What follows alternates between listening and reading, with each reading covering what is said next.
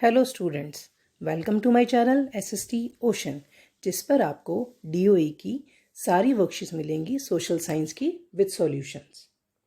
Students, आज की हमारी वर्कशीट है सामाजिक विज्ञान की। और जो हमारी आज की वर्कशीट है वो टॉपिक हमारा जो हिस्ट्री की बुक से लिया गया है। हमारे अतीत नंबर 2, कार्यपत्रक संख्या है 27 और आज की डेट है 22 जनवरी। बेटा इस वर्कशीट में भी हम किसके बारे में पढ़ेंगे? मुगल साम्राज्य के बारे में। बेटा मुगल साम्राज्य के बारे में और भी पहले वर्कशीट्स आ चुकी हैं और आज की वर्कशीट भी हमारी मुगल साम्राज्य के ऊपर ही है। तो बेटा इसके अंदर जो ये कुछ बॉक्सेस बनाए गए हैं, जैसे भी बॉक्सेस देख सकते हैं, हम बॉक्सेस वाइज पढ़ते हैं। जैसे फर्स्ट इसको पढ़ेंगे हम, मुगलों की आमदनी का प्रमुख साधन किसानों की उपज से मिलने वाला राजस्व था। अगर आपसे क्वेश्चन पूछा जाए कि मुगलों की आमदनी का प्रमुख साधन क्या था, तो वो था किसानों की उपज से मिलने वाला राजस्व। उसके बाद अकबर के राजस्व मंत्री टोडरमल ने 10 साल 1570-1580 का कालावधि के लिए कृषि की पैदावार, कीमतों और कृषि भूमि का सावधानीपूर्वक सर्वेक्षण किया। अकबर के मंत्री का नाम क्या था? राजस्व मंत्री का नाम टोडरमल ने कितने साल तक, 1570 से 1580 मीन्स 10 साल तक, उसके इस पीरियड के दौरान कृषि की पैदावार, कीमत और कृषि भूमि का सावधानीपूर्वक सर्वेक्षण किया। अब बेटा थर्ड यहाँ बॉक्स देखते हैं। कुछ क्षेत्रों में जमींदार इतने शक्तिशाली थे कि मुगल प्रशासकों द्वारा शोषण किए जाने की स्थिति में वे विद्रोह कर सकते थे। मतलब यहाँ बताया गया है कि कुछ क्षेत्रों में जमींदार जो थे वो इतने शक्तिशाली थे कि अगर मुगल प्रशासकों द्वारा उनका शोषण होता था तो वो उसका विरोध कर सकते थे, मतलब उसका विद्रोह कर सकते थे वो। अब उसके बाद बेटा प्राप्त आंकड़ों के आधार पर प्रत्येक फसल पर नगद के रूप में कर निश्चित कर दिया गया।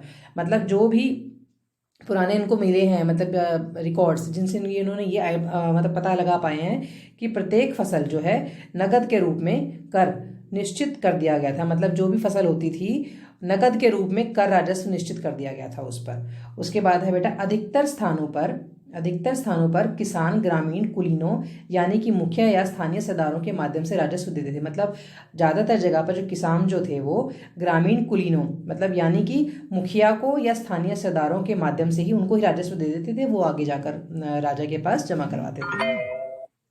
नेक्स्ट, प्रत्येक सूबे प्रांत को राजस्व मंडलों में बांटा गया और प्रत्येक की हर फसल के लिए राजस्व दर की अलग सूची बनाई गई। राजस्व प्राप्त करने की इस व्यवस्था को जब्त कहा गया। बेटे इसके अंदर हमें बताया गया है कि जो प्रत्येक सूबा, मतलब जो हर एरिया था उसको राजस्व मंडलों में बांटा गया। मतलब उनको एरियाज में डिवाइड कर दिया गया कि राजस्व मंडल है हमारे, और प्रत्येक की हर फसल के लिए जब भी कोई नई फसल उगती थी राजस्व दर की अलग सूची बनाई गई कि इस एरिया से ये इतना राजस्व आएगा, इधर से इतना राजस्व आएगा। और राजस्व प्राप्त करने की इस व्यवस्था को, जो ये व्यवस्था थी जिससे ये मतलब टैक्स, राजस्व मीन्स टैक्स वसूल करते थे, उसको कहते थे जब्त कहा जाता था उसको। नेक्स्ट, कभी कभी एक ही जाति के जमींदार और किसान मुगल सत्ता के खिलाफ विद्रोह कर देते थे। और कभी कभी क्या होता था, एक ही जाति के जमींदार और किसान जो थे मुगल सत्ता के शोषण के खिलाफ विद्रोह कर देते थे। क्वेश्चन नेक्स्ट बॉक्स पढ़ेंगे। समस्त मध्यस्थों के, चाहे वे स्थानीय ग्राम के मुखिया हों या फिर शक्तिशाली सरदार हों, मुगल एक ही शब्द जमींदार का प्रयोग करते थे। मतलब जो भी, मतलब किसानों से जो भी टैक्स लेकर राजा के पास जमा कराता था उनको, वो उस ग्राम के मुखिया हों या कोई सरदार हों, मुगल जो था उनके लिए एक ही शब्द जमींदार का प्रयोग करते थे। अब जब्त व्यवस्था के बारे में पढ़ते हैं। उन स्थानों पर प्रचलित थी जहां पर मुगल प्रशासनिक अधिकारी भूमि का निरीक्षण कर सकते थे। मतलब जब्त व्यवस्था कहाँ चलती थी? जहां पर उनके मुगलों के प्रशासनिक अधिकारी उस भूमि का जाकर ब्यौरा मतलब देख आते थे, निरीक्षण कर सकते थे और सावधानीपूर्वक उनका हिसाब रख सकते थे। ऐसा निरीक्षण गुजरात और बंगाल जैसे प्रांतों में संभव नहीं हो पाया। मतलब दो जगह पर निरीक्षण, ये जगह बताई गुजरात और बंगाल, यहाँ पर निरीक्षण नहीं कर पाते थे, बाकी जगह पर वो कर पाते थे। 17वीं शताब्दी के आखिर से ऐसे किसान विद्रोहों ने मुगल साम्राज्य के स्थायित्व को चुनौती दी।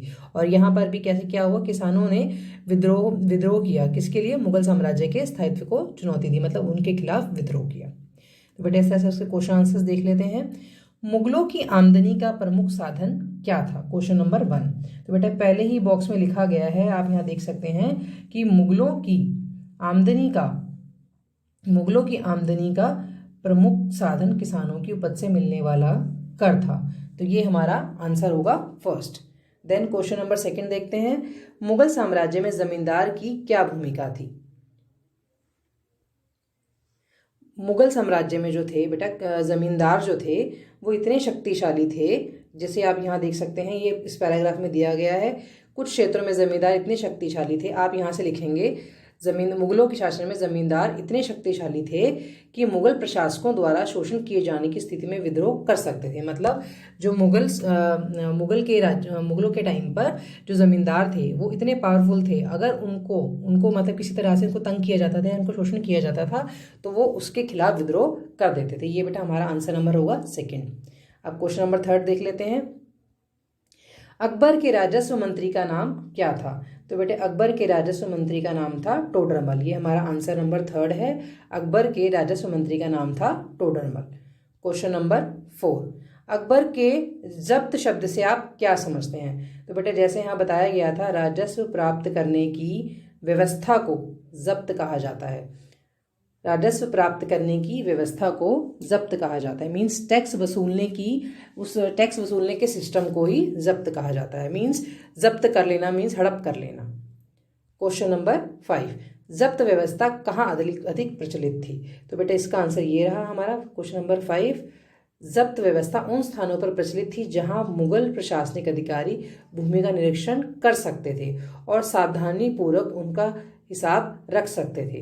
तो आप बेटा ये आंसर यहाँ तक ही लिख सकते हैं, कर सकते थे। आंसर नंबर 5 इतना इनफ है, और सावधानी पूर्वक हिसाब रख सकते थे। तो बेटा इस तरह से आपकी आज की वर्कशीट कंप्लीट होती है। सभी बच्चे अपना काम कंप्लीट कर लें। हेलो स्टूडेंट्स, आपको अगर कोई और लेसन पढ़ना हो या किसी और वर्कशीट की वीडियो चाहिए हो तो आप प्लीज़ कमेंट बॉक्स में ज़रूर लिखें, और मेरे चैनल को और वीडियोस को लाइक, शेयर एंड सब्सक्राइब करते रहें। Thank you.